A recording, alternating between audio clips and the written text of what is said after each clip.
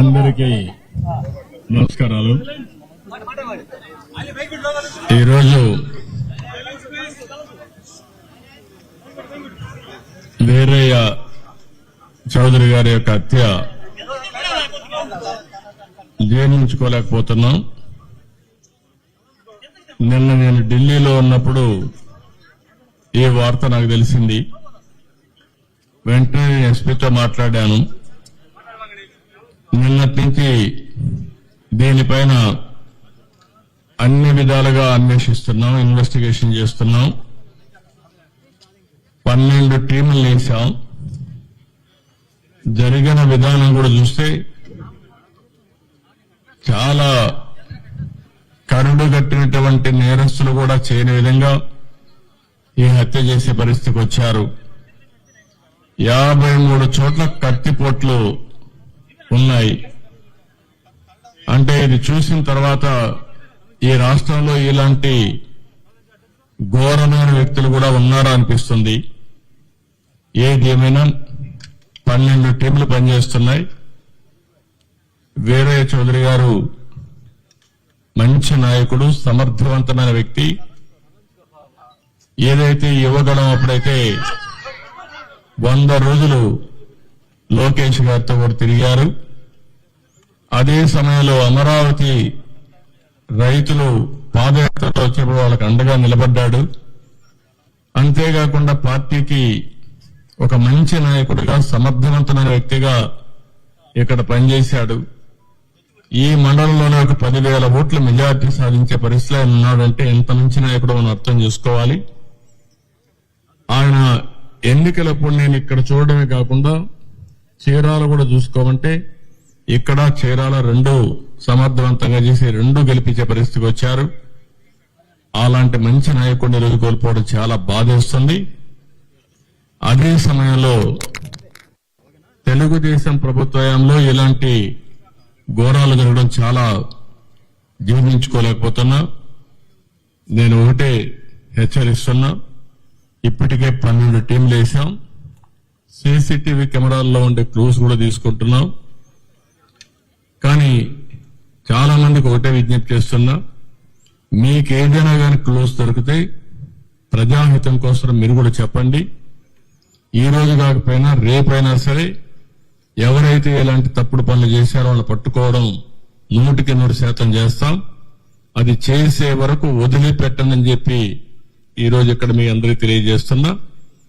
కానీ ఒకటే హెచ్చరిక చేస్తున్నా, ఇలాంటి హత్యా రాజకీయాలు చేసే వ్యక్తులకు గాని, హత్యలు చేసే వ్యక్తులకు గాని ఒకటే హెచ్చరిక, ఇలాంటి తప్పుడు పనులు చేసిన మీరు కూడా చివరకు కాలగర్భంలో గడిచిపోతారు, గుర్తుపెట్టుకోమని హెచ్చరిస్తున్నా.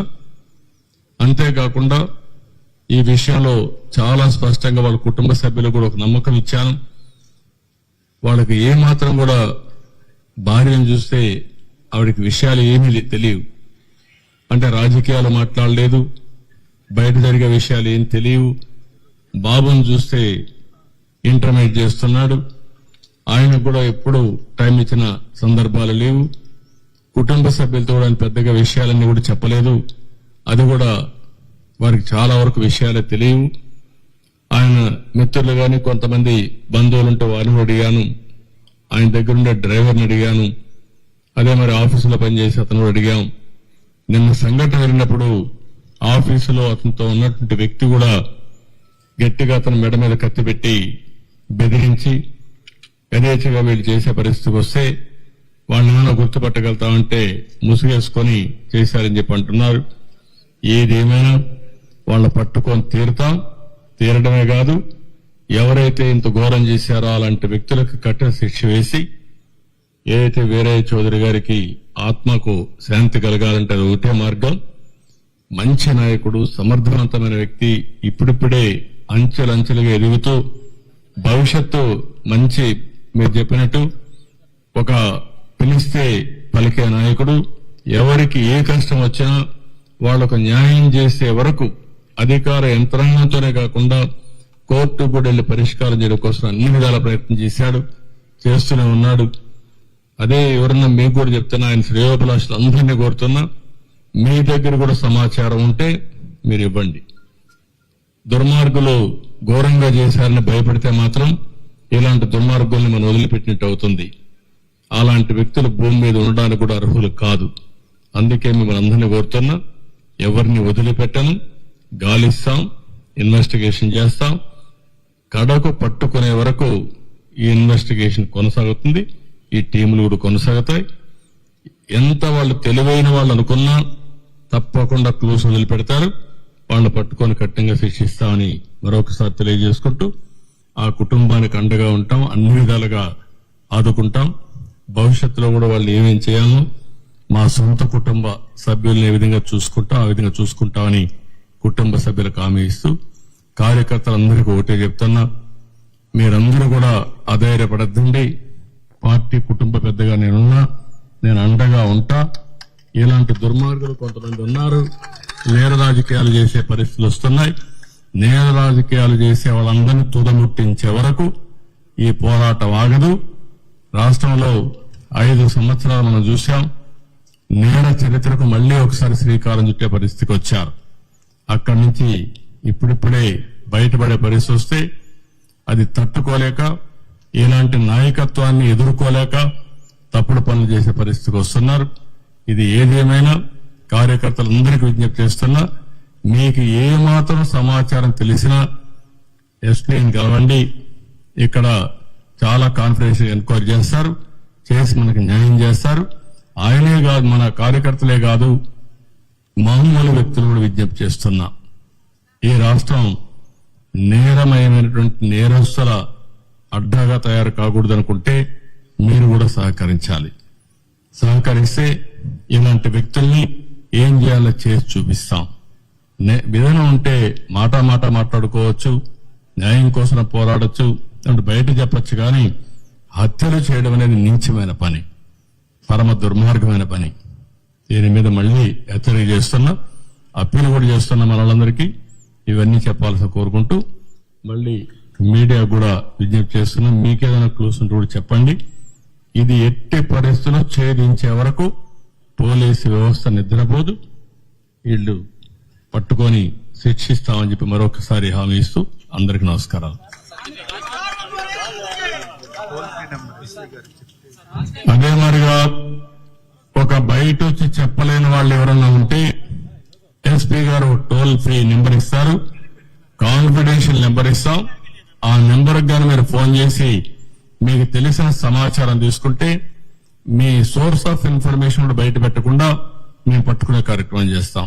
దయచేసి వారికి కూడా విజ్ఞప్తి చేస్తున్నా, ఈ రోజు అనౌన్స్ చేస్తాం. ఎస్పీకి చెప్పి ఆ టోల్ ఫ్రీ నెంబర్ కూడా పబ్లిసిటీ ఇస్తాం, అనౌన్స్ చేస్తాం. నేను అన్ని కోణాల్లో ఆలోచిస్తున్నాను.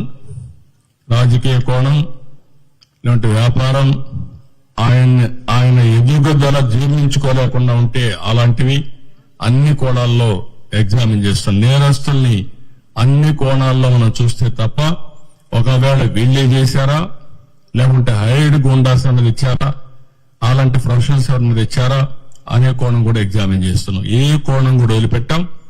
నేను ఒకటే చెప్తున్నా, నేను ఇక్కడికి వచ్చి చూశానంటే వాళ్ళు గుర్తుపెట్టుకోవాలి, వాడు ఈ భూమిలో ఎక్కడ దాంకున్నా ఎక్కడున్నా వాడిని పట్టుకొచ్చే వరకు వదిలిపెట్టాలని మరొకసారి హెచ్చరిక చేస్తున్నాం. దాన్ని ఎట్టి పరిస్థితిలో వదిలిపెట్టాం. ఏం చేయాలో చేసే వరకు, ఛేదించే వరకు వదిలిపెట్టాం.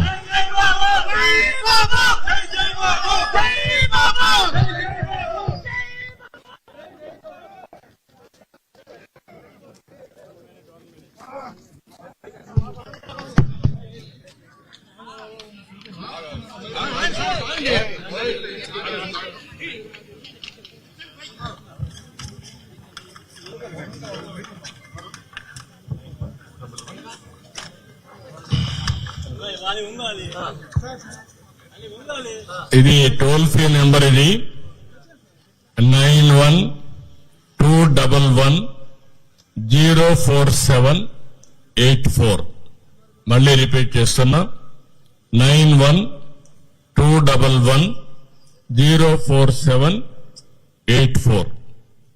ఈ నెంబర్కి ఎవరు ఫోన్ చేసినా మీ నెంబర్ని కాన్ఫిడెన్షియల్ గా పెడతాం. నేను ఒకటే మళ్ళీ చెప్తున్నా, నేను ఒకసారి తలుచుకుంటే ఏం చేస్తానో మీకు అందరికీ తెలుసు. ఇది లాజికల్ గా చేసే వరకు వదిలిపెట్టు.